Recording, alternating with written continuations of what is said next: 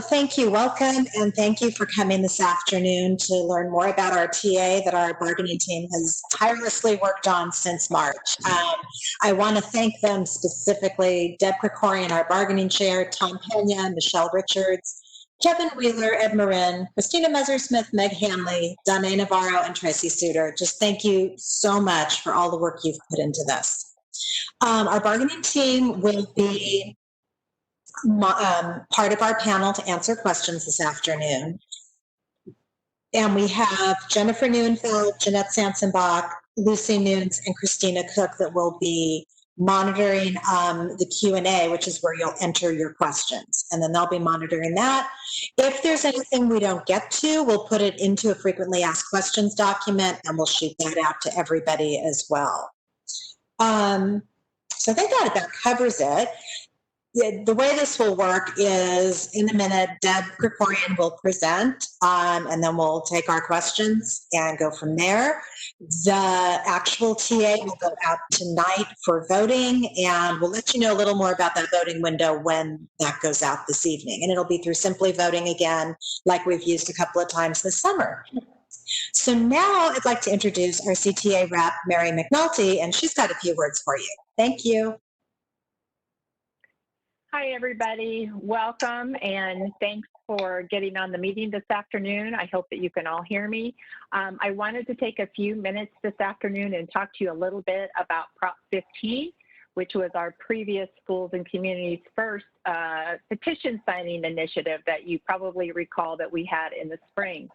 So I'd like to take a few minutes and talk to you about Schools and Communities First, and then I'm going to do a really quick poll before I hand the meeting off to Debbie to talk about the TAs and the contracts and how that is all going to work for you guys. So I just wanted to let you all know that Prop 15 would bring alone an additional $12 million, and that is based actually on a couple years ago, the LCFS funding. So this is ongoing, annual, unrestricted revenue into the district. It can be used for bargaining. It can be used for anything. So that's very good news.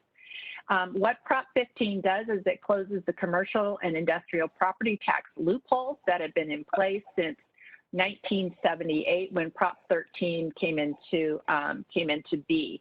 And it was unfortunate, you know, the original idea behind Prop 13 was to protect homeowners to ensure that they could stay in their homes and not be outpaced by their property taxes, because that's when the residential property, you know, was really starting to leap forward in the cost of a house.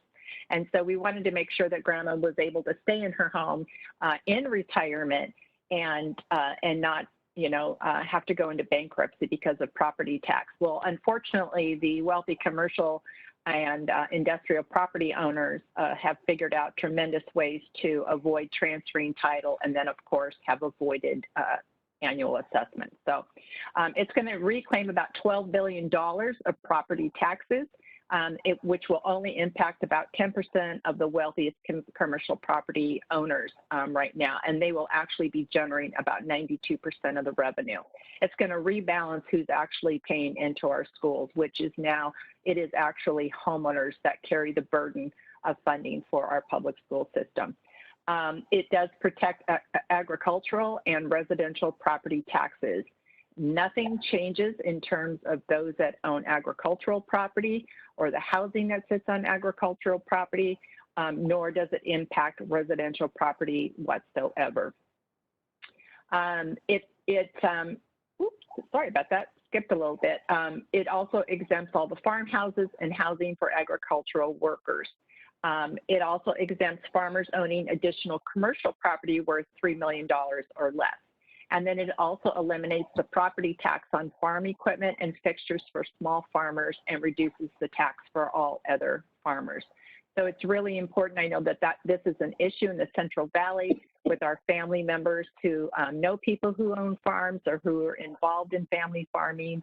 and of course, the wineries that we love as well. So another issue that people talk about is that it's going to hurt small business, but in fact, it's going to provide tax cuts for small businesses up to $500,000 for fixtures and equipment like truck and office supplies and tools and all kinds of things. So there's a misnomer out there that it's actually going to hurt small business, and the truth of the matter is it's not. It's actually going to level the playing field for the small businesses who are trying to compete with the larger businesses that own more property. So, you know, a lot of people say, well, the landlords are going to raise their rents. Well, the fact of the matter is it's not going to impact landlords because all rental property is also residential property.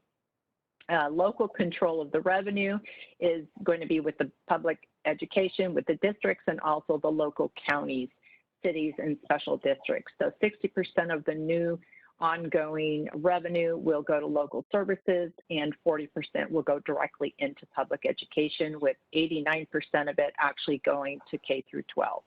I've heard a lot of people say, well, how are we going to know that the government just isn't going to sweep this money and the schools are never going to see it? There's actually language in the law that prohibits any appropriation, reversion, or transfer by the legislature, the governor, the director of finance, or the controller for any purpose not specified by Prop 15. Furthermore, it can't be loaned to the general fund or any other fund of the state or the local government. So schools and communities will be responsible for setting and spending their spending priorities and making those decisions fully transparent so that voters in the local communities can hold them accountable for their decisions. So at this time, I'm going to ask if there's any questions about Prop 15 that may have come up in the Q&A before I run the poll.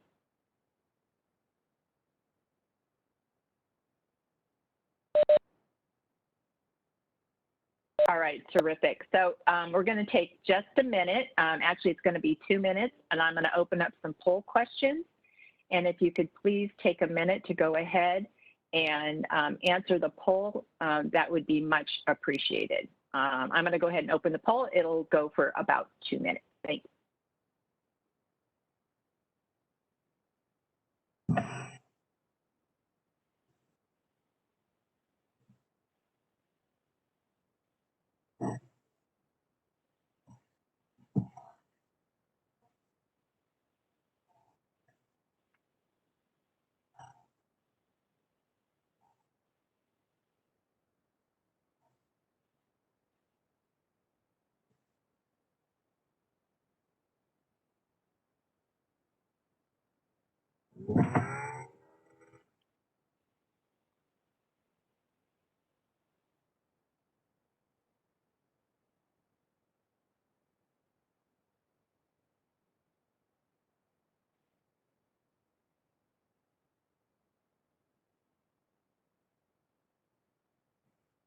We have about another minute left.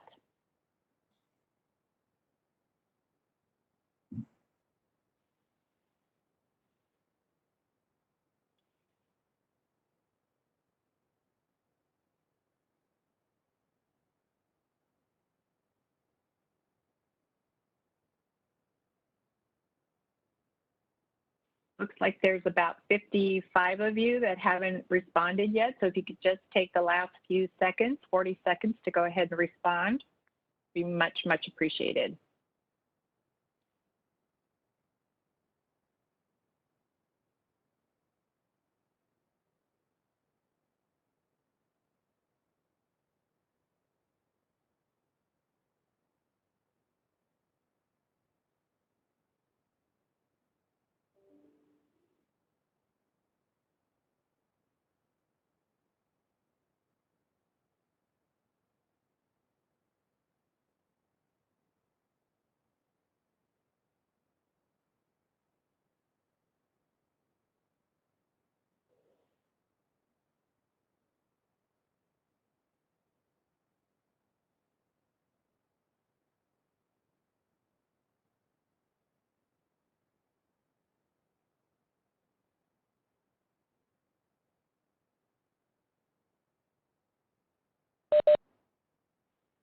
All righty. Thank you so much. Let's see here. I'm going to run the poll results real quick so you guys can see them. Hopefully they'll pop up. Elise, does the poll results pop up?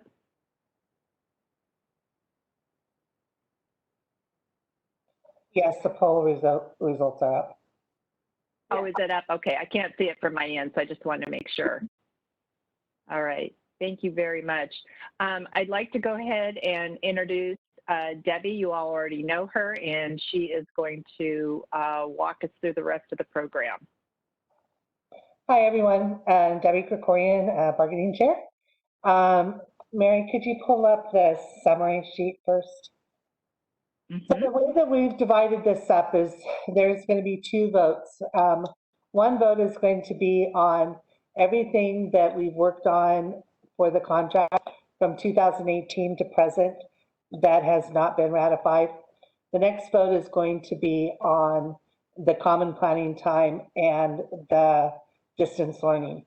So I'm going to run you through all of the all the MOUs that started back in 2018, which you'll be voting to ratify today or not. The first one was the psychologist work year in 2018. We were able to negotiate the work year from 204 days down to 194 days. The psychologist is doing the same amount of work, but they didn't need 25 days after school to do what they do. They only needed an extra 10. So there was no salary reduction, and we were able to reduce the time that they're in their work year. Special Education Committee was joined, actually formed, in order to identify special ed needs in all parts of special ed. This group gets together once a month in order to make recommendations to the bargaining committee and to the school district as far as what need to be met. And it's made up of a mixture of parents, board members, FCEA teachers that represent the different grade levels, SLP, program specialists, and all of the support people, as well as district administrators. The third one in 2018 was the 8.5.22 language and 8.5.3, which redid advisory. Before, advisory really didn't have a purpose. It was supposed to be done the same across the district. And what this language did is it allowed each school to decide how they were going to implement their own advisory and how their school will design it, because each school has different needs. Article 8.11.247 is prep schedule restriction. This eliminated the Friday prep time restriction for elementary music and PE teachers, so that they were actually able to come into classrooms on Fridays in order to teach lessons. Prior, there had been a lot of Friday holidays, and we kept Fridays and Mondays sacred because of all of the Friday holidays. Currently, the holidays have been switched to Mondays, and so there really wasn't a need to keep Fridays as no teacher day. So that had been eliminated. In Article 8.5.4, this was put together by Vista Del Lago. This is their flex time. It's meant for intervention, enrichment, anything that meets a student's needs.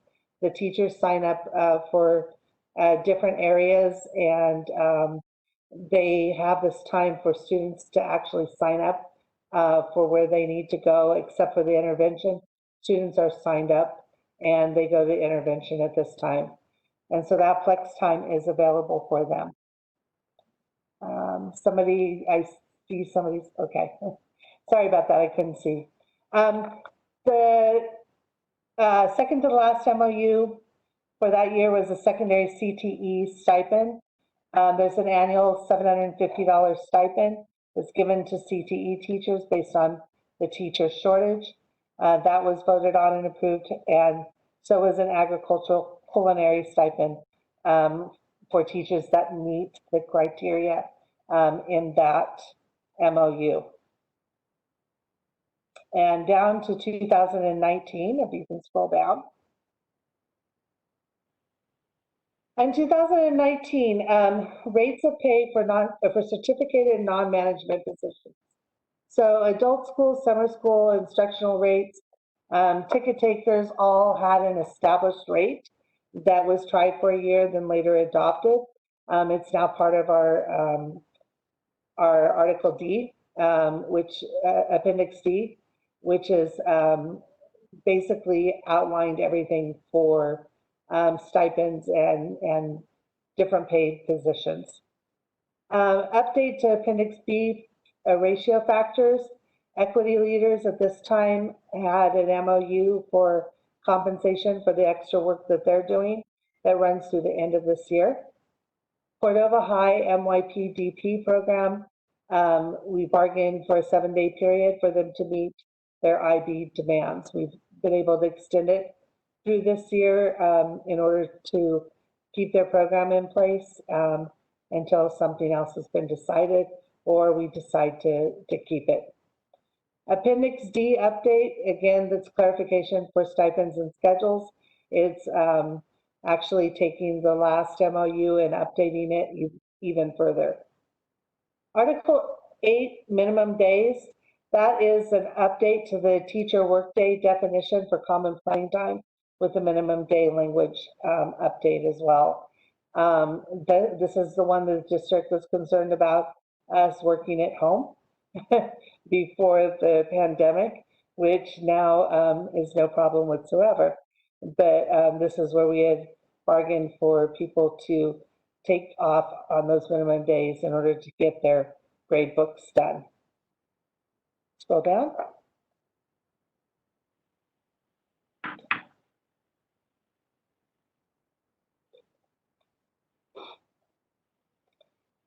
This year we updated the ag and culinary stipend. We found that for the amount of time that the agricultural teacher and the culinary teacher in the academies were spending, the $5,000 stipend was not conducive for the amount of hours that they put in.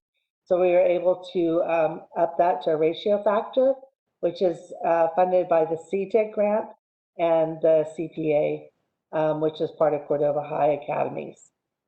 Appendix D again was updated even further with tiers for all stipend rates, and that's ongoing. CTE stipend has been continued until CTE salary schedule is put in place. We were working on this before the pandemic, trying to get CTE credentials teachers into our district to teach areas that are not college certified, but career certified. And we're going to continue working on that as hopefully the pandemic comes to an end sometime soon, we can hope. Special ed release days, those are 4 days per year. It goes through the end of this year, where special ed teachers are allowed to take 4 days and they can get a sub in order to do the items that they need to do. The site calendar change, this year, because of the pandemic, they needed to change the 5 days before and 5 days after school to have less days after school and more days before school started in order to meet the needs of our students this year. So they just changed their calendar dates in the summertime. SLPs were able to reduce their work year from 194 days to 184 days. And at the end of this year, we're going to revisit it to see how that's working out. Division leader work year, we also changed that this year. We reduced the time from 5 non-school days where you're expected to be there after school's out or before school begins for 5 days. We've reduced it down to 2 days, which is normally used at the introduction of the school day. What was happening is in the past, that 5 days transferred to 40 hours, and most schools use that 40 hours during the year in order to have the leadership meetings and to do all of the leadership things that the division leads need to do. New principals were coming in and they were saying, no, it says right here you have 5 extra days on top of all of the meetings. So we reduced it down to 2 so that they cannot require you to have more than that. And then the rest of the time is your additional meetings in school. And that way new principals can't come in and change the rules on you. Down. So we were able to add 2 PLC days at the beginning of the school year. It was not the district giving them to you out of the kindness of their heart. Those were 2 buyback days. We asked for those buyback days to be in the beginning. The district changed it and they put them right before we started school, which created havoc. And we didn't really have any control of that. All we had control was to get you the days to help make school a little bit easier to start having those 2 additional days. Not only that, we had charter school transfer language that we needed to update. We had 729 students that were transferred the week before school started. And we had teachers that needed to transfer for various reasons out of their schools because of distance learning. And so we were able to accommodate teachers going over to the charter school. And we were able to do that within 1 week and get transfer rights. And we also have return rights in there. So anybody that went over to the charter school that wants to return to their school, if there's an opening there, they will be able to return.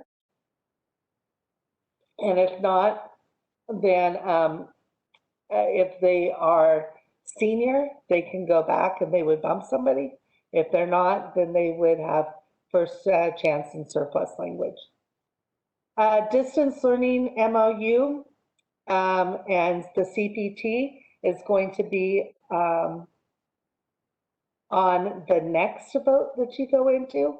So I'm going to stop right there with everything I've gone through and ask if there's any questions on the first MOUs that I went through.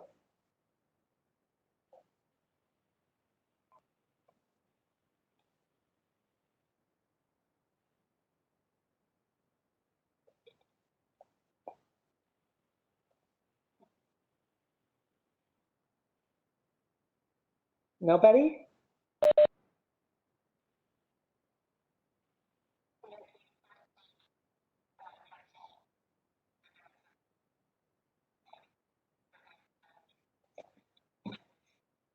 And that is no. They are still accommodating the same job and doing the same responsibilities that they did before.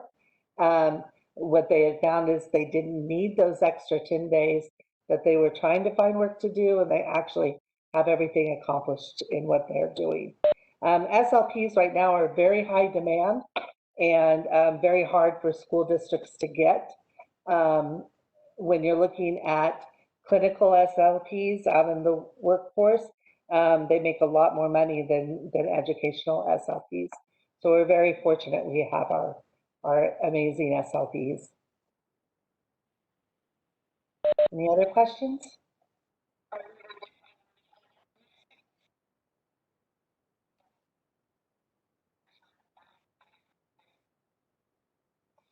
So with this document and the MOUs that I just went through, those MOUs will be attached after our meeting. We will be having those on the FCEA website.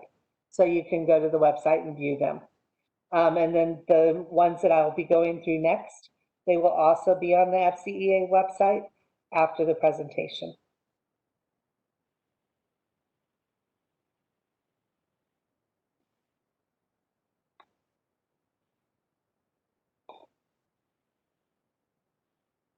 Debbie, you've got one more question. Are all MOUs discussed just now?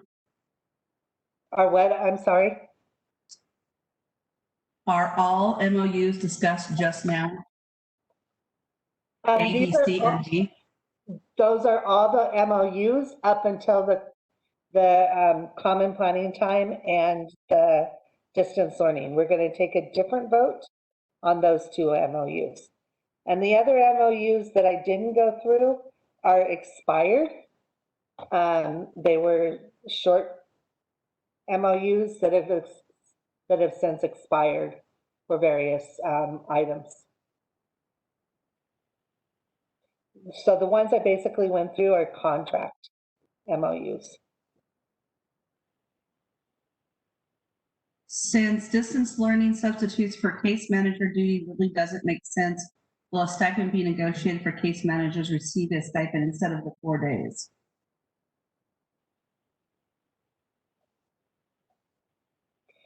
So the 4 days was bargained before all of this happened. And so I'm not sure, I'm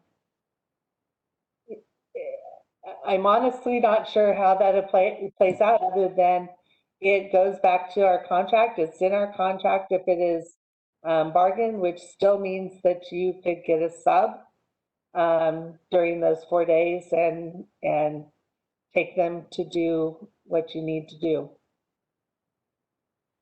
Deb, I think what she's asking is, since getting subs right now doesn't make sense, will we be bargaining for a stipend instead of the 4 days?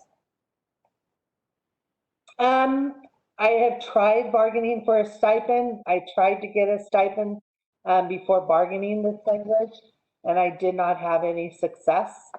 Given the fact that we are $54 million short in revenue in the state, until we can pass Prop 15, I don't see a lot of additional revenue coming in, except for the revenue that it takes to make us ready to go back to school when we're dealing with the COVID crisis.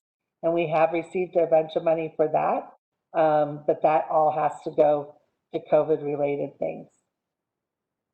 So the answer is no. Okay, and next question. We're only voting on D. Oh, sorry, that one has been answered. I'll go to the next one. What's the difference between an MOU and a TA? A tentative agreement comes when we have a closed contract. The contract has come to an end. We're bargaining and sunshining new items. Our contract has come to an end, but due to the pandemic, we're bargaining alternative items that are not part of our contract right now. And so, and a TA usually comes when there's some compensation involved. We actually closed the TA for our last contract before the contract was up. So as you remember in 2018, when you voted for compensation, that 2018 to 2020 vote that you did was for the compensation at that point. We will have another tentative agreement when we go to bargain the next part of the contract, and hopefully with compensation involved in that as well. Okay, and we may still get money from feds, right? We are getting federal money for the COVID related items. A lot of our federal money has been cut. California is not the most popular with our president right now, but most of the federal money that I've seen is coming in for like Title I programs, coming in for the COVID relief funds, and coming in for special programs. Okay, and I don't see any other, oh, here's one. Isn't Senate still talking about a relief package? Isn't what? Isn't Senate still talking about a relief package? Yes, they are talking about a relief package.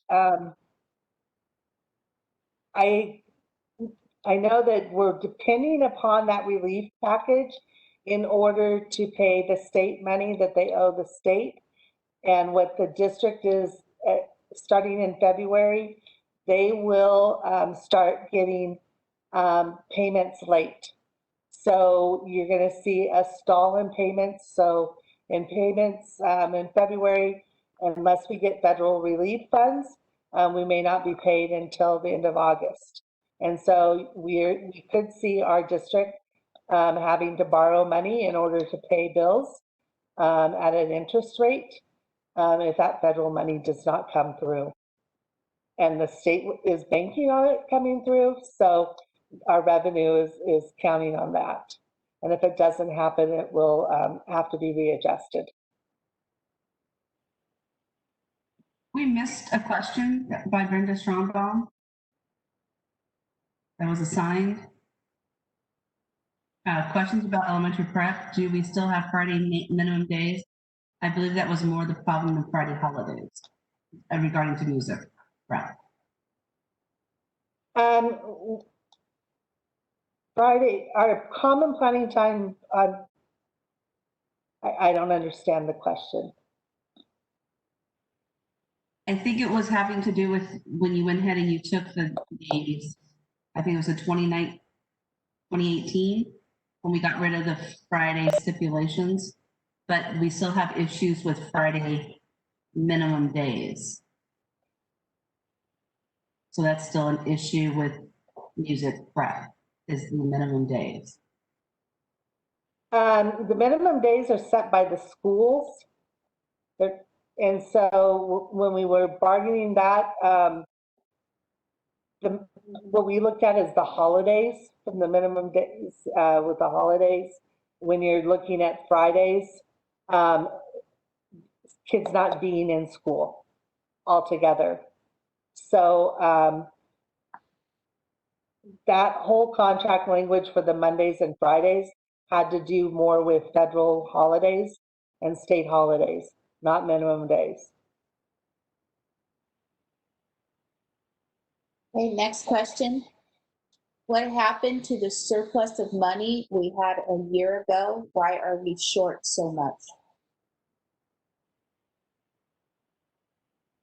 We were making cuts last year, so I'm not sure what surplus. So we actually made over $2 million in cuts last year. The district has been told by the county to make more cuts this year. At the beginning of the summer, we were worried about layoffs, but CTA fought to make sure that we would have no summer layoffs, and they convinced the state that there would be no summer layoffs. But going into next year, if the revenue is still down as it is now, I don't know what's going to happen next year. Okay, next As far as the surplus goes, we have a 3% revenue that our district holds, and that 3% covers 2 weeks of salary for our district. So if you have 9%, you're looking at 6 weeks of salary. And right now we're looking at the possibility, if the federal money doesn't come through, and that stops in February, we're looking at a possibility of being short a lot of money and having to borrow. So right now I can't talk about any extra money. I am looking forward to seeing the unaudited actuals so that we can see how much money we really do have. I know where we do have some money that we might be able to get a little bit out of is if that federal money comes in, and we have all of that money that went into Fund 71, and they put 40% of that money from Fund 71 into our STRS and PERS account for the district to pay to STRS and PERS. That's about $4 million. So that $4 million, if federal money comes in, I'm going to be looking at that during unaudited actuals and screaming for them to use that money in order to pay general fund needs so that we can hopefully have some money for some kind of raise or some kind of benefit.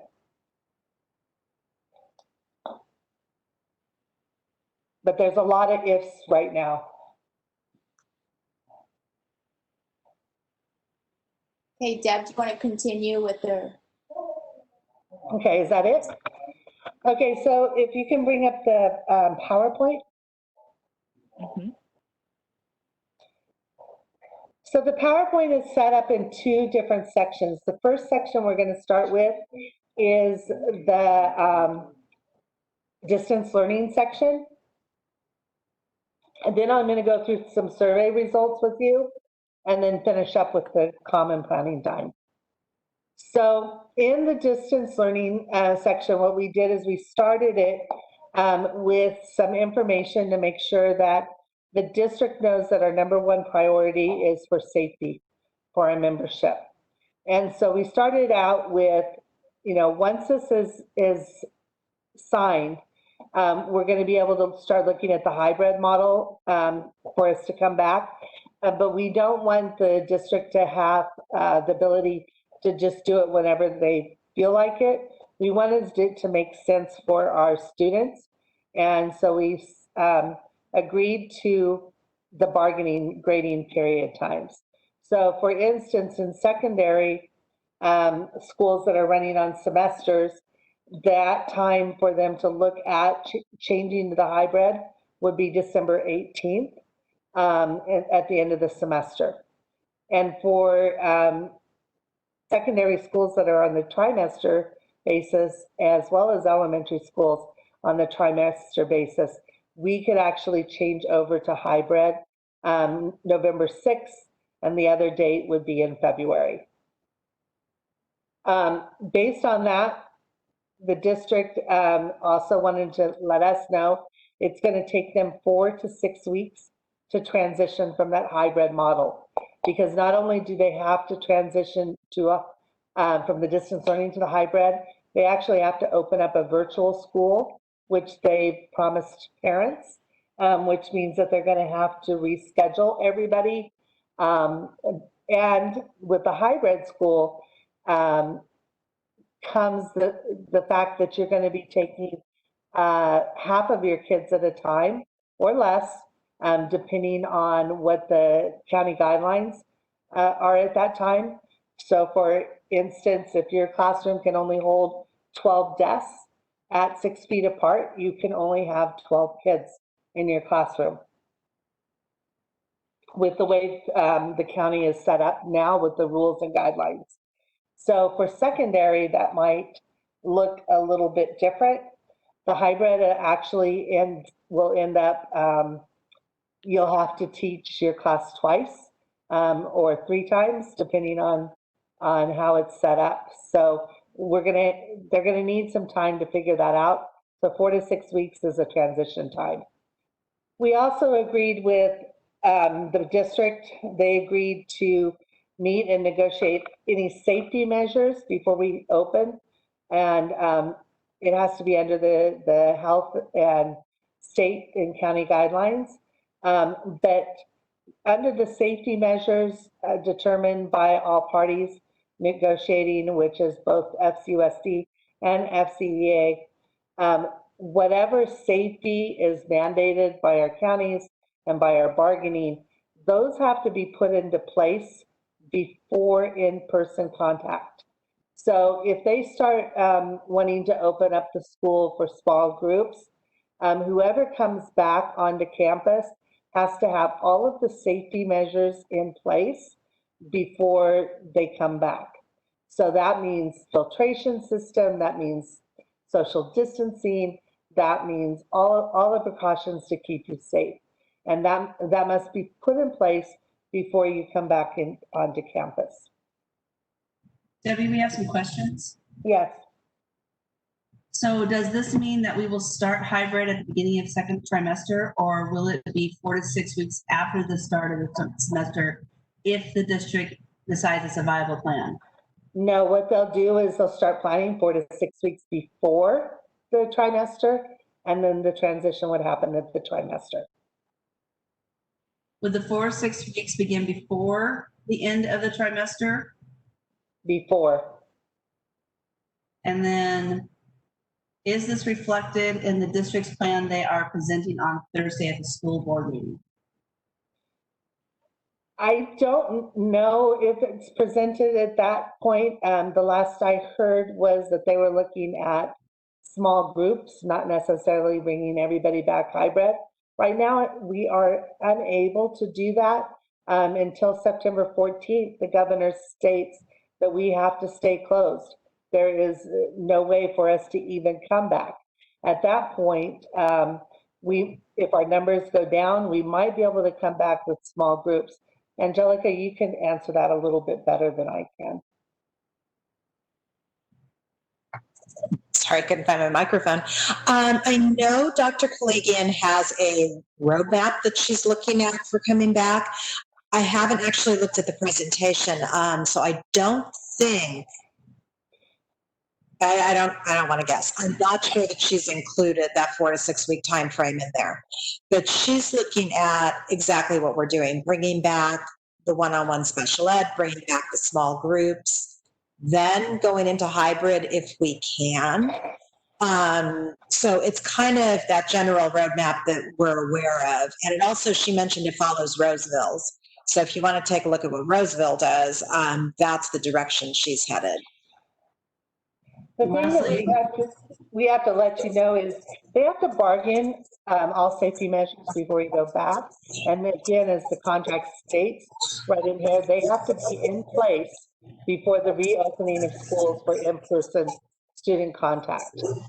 And I know tracing is a big part of that.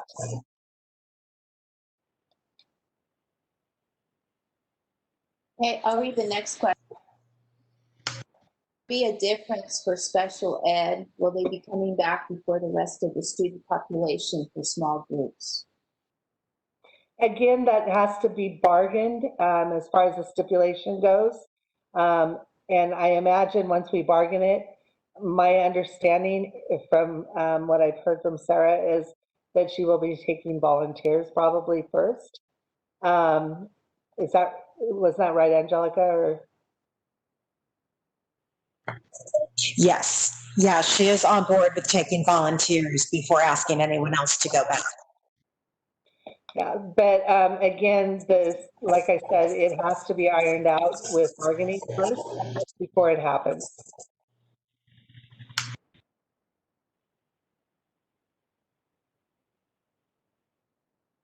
Any other questions? Okay, can we go to the next section, the next slide? We have one more question. Okay. For small groups, who will be teaching those students? EL, SPED, and will those be the same time as our synchronous time?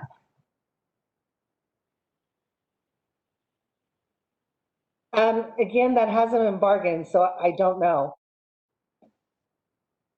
I think this is having to do with the fact of the waiver when they're talking about that, but we haven't gotten to that yet, correct, Debbie? Yeah, we haven't gotten to anything on the waiver. Like I said, until September 14th, we're still closed. And depending on how things happen over Labor Day, that could extend. So all of that has to be bargained and has to be brought to the board. The district actually has to have their plan formulated and they have to bring it to us in writing as per the EERA. And then we can bargain the effects of the work conditions. So for secondary, we only have one shot at a semester and that's it? Yes.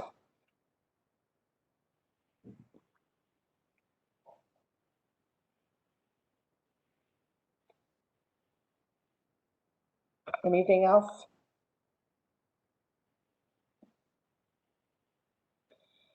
Okay, so the next part of the MOU is defining what distance learning is. There's been a lot of talk about synchronous, asynchronous. What is this?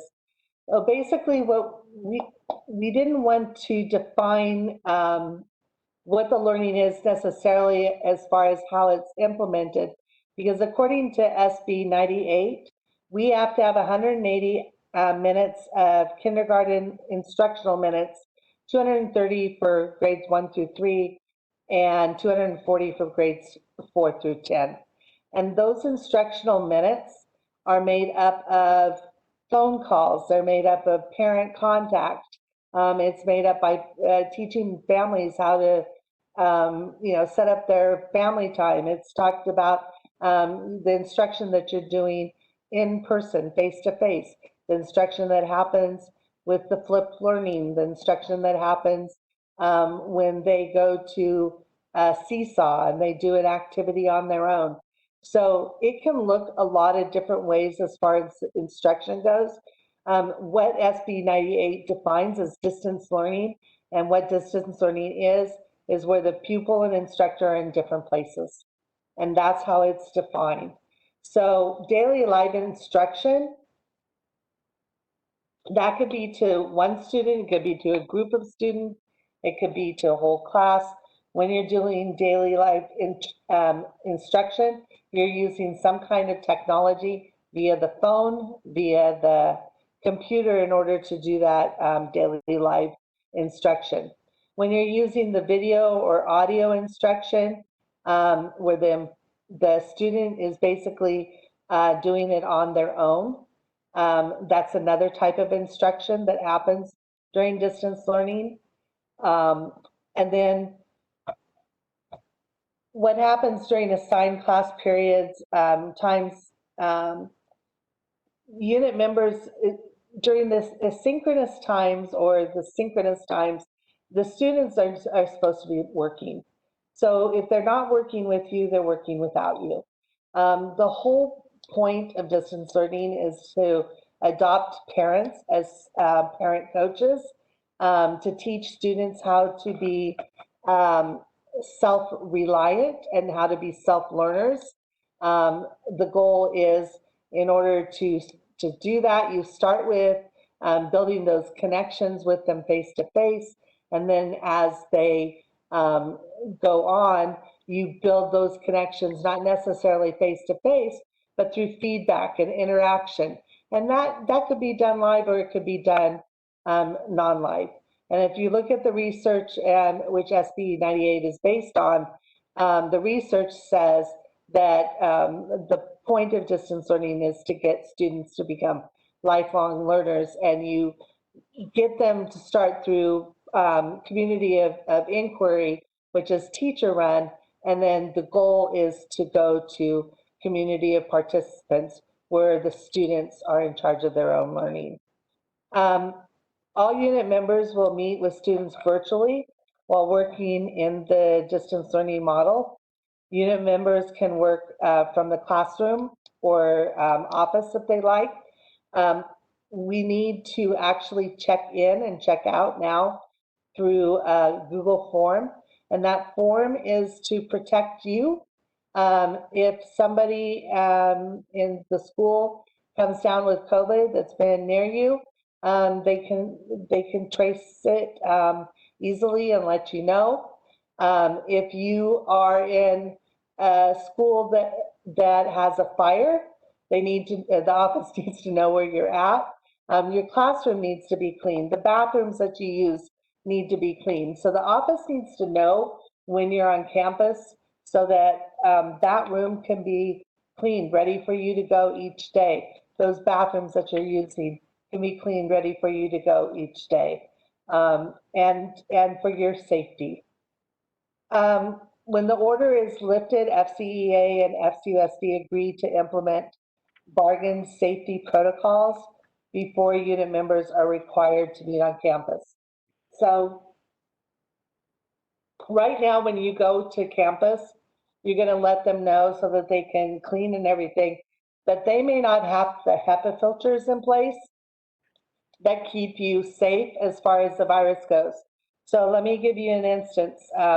If you're in a building that has not had the safety protocols set with the MERV 13 filters, and you're in that building that has the same air conditioning system or the same HVAC system as 4 or 5 other classrooms, and somebody from the 4 or 5 other classrooms comes down with COVID, and the air is not set to go outside, but instead it horizontally circulates and it does not have that MERV-13 filter to catch the virus, then you could be susceptible for getting the virus at this time while you're at school. And so the district does not have it in place right now, but by the time that we go back, before we set foot back on the campus, it will be in place.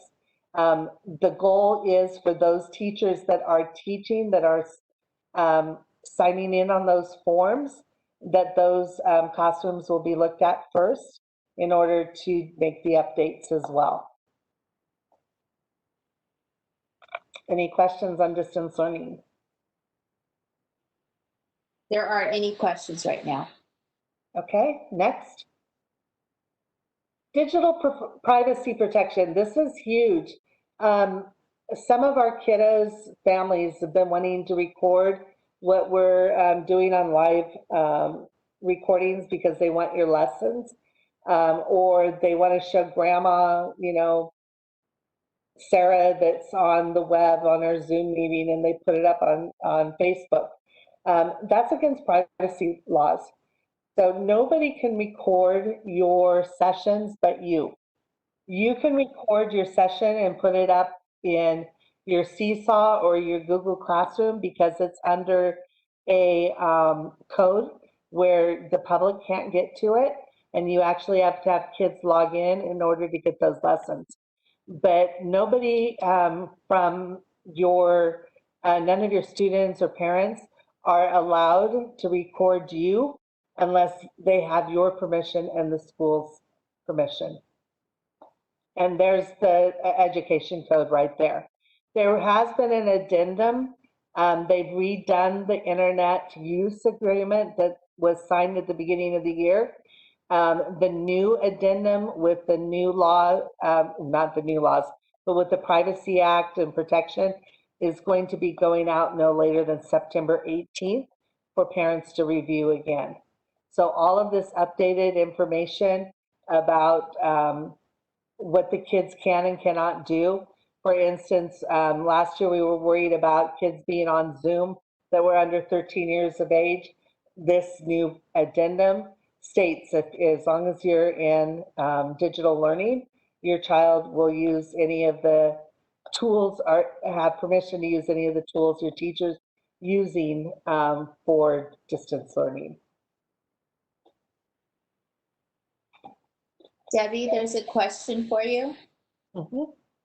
Is it possible to see kids in our classroom, i.e. groups of 8, to keep numbers under 10 for the meeting?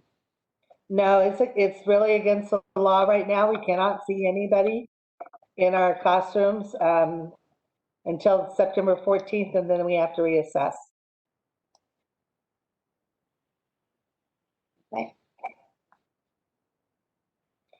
Health and safety is next. This is starting with our PPE, which is our nurses have defined it as face coverings, face shields, and hand sanitizer. The district's going to be responsible for providing these things for you. Although if you have your own face coverings or face shields or hand sanitizer that you want to bring, as long as it's up to the codes of the district with hand sanitizer, I think is 60% ethanol.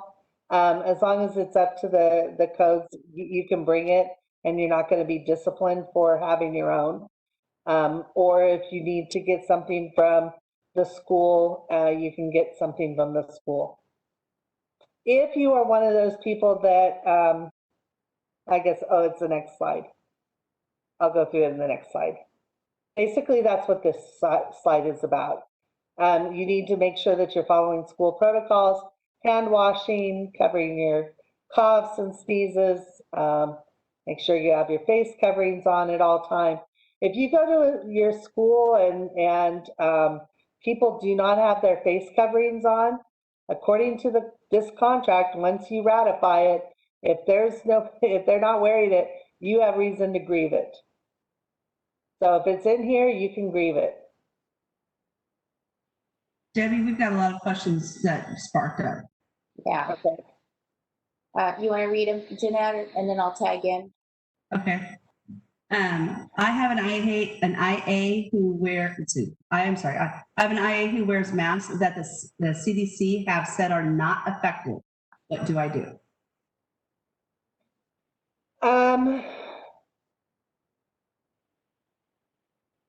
We didn't talk about what masks and the effectiveness of them. It's the only thing that we have in here is that they have to wear masks.